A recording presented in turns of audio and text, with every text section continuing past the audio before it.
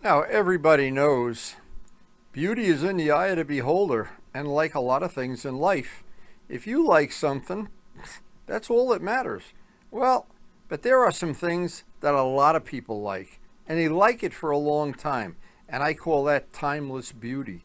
And I think the styling and the way this bike came together in 1982, just the look of the engine, the choice of color, the champagne paint, there was just so many little things. The polished aluminum, the parts of the bike that were polished, some were, well, not like today's bikes that are all plastic and flat black. This bike had a unique look, a unique flavor. I don't know another word for it that makes more sense than timeless beauty. It really is, to me, a timeless piece of artwork. Now, things have changed over the last, well, 43 years. Bikes look a little different now, but this bike is still a great thrill to just throw a leg over and get out on the open road.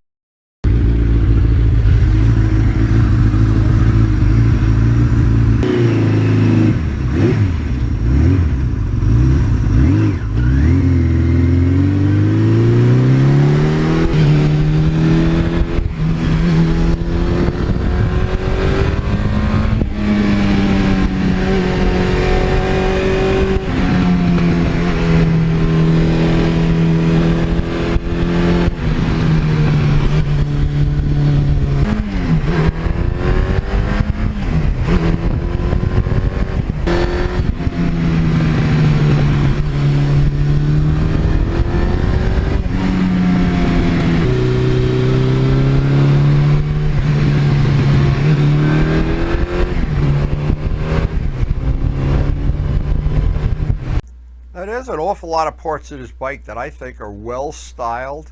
Not only individual pieces that are well styled, but it's put together not like a Mr. Potato Head bike where all of a sudden there's some part of it that doesn't really match, doesn't really look right. I think the wheels now, the 82 was unique in having those, I don't know the right word, but I call them snowflake wheels.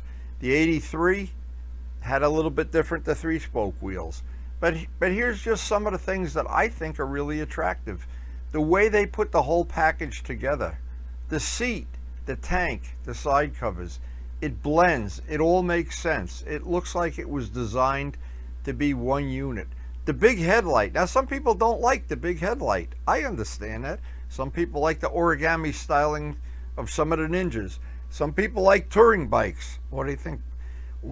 Whatever bike, it's your favorite. I think the engine is beautiful. The engine could be a piece of artwork just sitting in a museum. But that's just me. Now, some of the parts of it that, and they're little things like the instrument cluster. Like, they really went out of their way to make this, I think, a practical bike that you could sit on and ride comfortably hour after hour, and yet you could turn that throttle and just scare the living hell out of yourself. And a tank that's big enough to go all day without having to run around looking for the next gas station every 100 miles or so. A lot about this bike to like.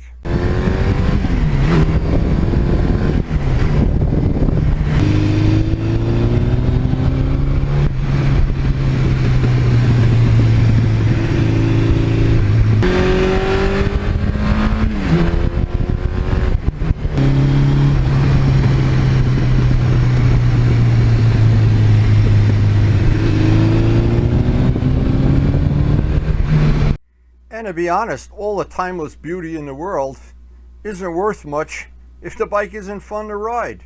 Or if you have a bike that needs a lot of maintenance, it's a maintenance nightmare. Well, Suzuki got that right, and it's so easy to do almost all of the maintenance on the bike. The valves are easy to adjust. Oil filters, everything's out where you can get at it. Drain plug.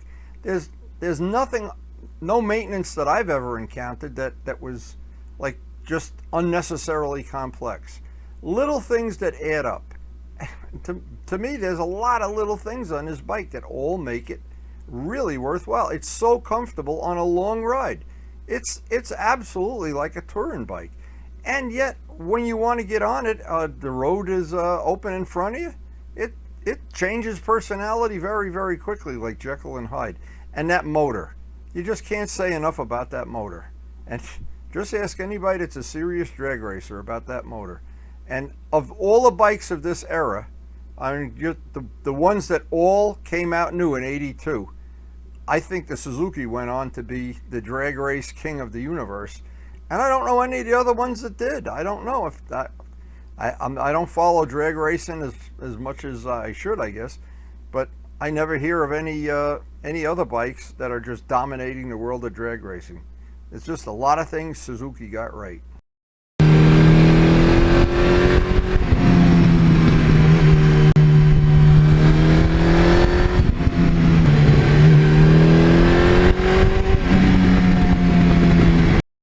And for me, the free bonus of all is that I've got over 80,000 miles on it with no major teardowns. The motor's never been apart. Nothing major has ever broken on the bike. It's just been a great bike. No other way to put it.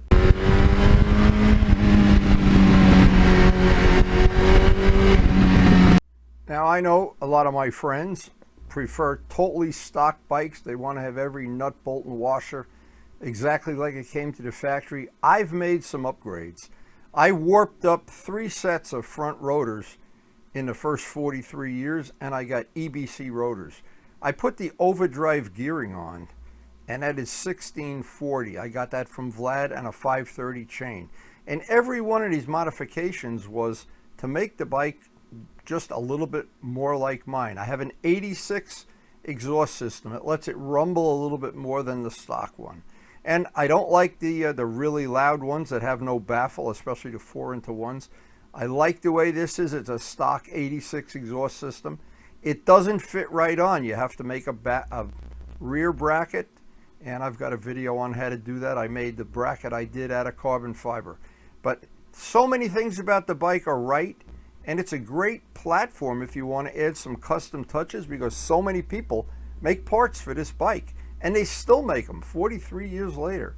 And the things like painting the wheels, painting the instruments shiny black, just little custom things that I think made the bike my own. Polishing up the engine was a big one. And that video of polishing the engine, it's got a lot of hits, just leave it at that.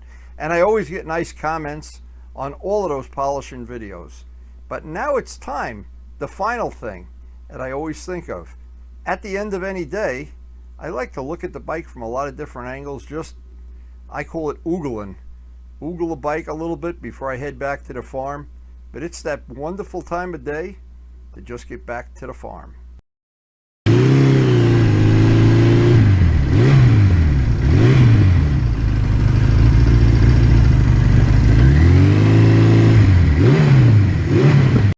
So to me, it's not only timeless beauty, it's timeless function. And I want to do a little shout out to Jim Skinner, who has shared his spare parts with me. I've shared some of my spare parts with him. He has 3 of these, and we are trying to keep each other supplied with parts, I guess is the best way to put it. And it seems to be working. Anyway, this has been a very, very memorable day on a very, very memorable bike. Now, if you're new to our channel, we have a very, very eclectic channel. One of the new features we have now is some of the videos are grouped into groups that you can access all the videos for one category in one mouse click. And it should be very convenient and very handy. Just check out the feature on the main screen playlist. And thanks to everybody for supporting the channel. We appreciate your support, and it makes this channel possible with all the things we do, the painting, the wheels, the polishing. And please take a second or two and hit the like button.